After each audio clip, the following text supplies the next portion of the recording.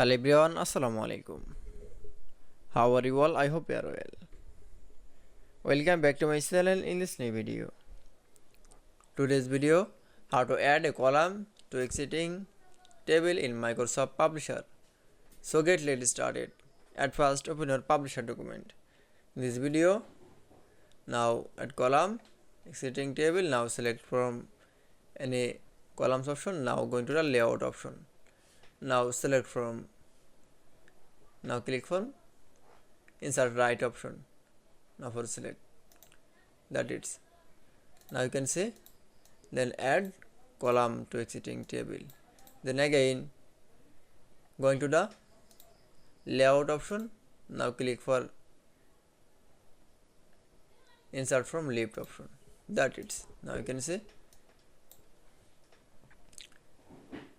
add column left and right. I hope to enjoy the video. Please like, comment, share and subscribe my channel.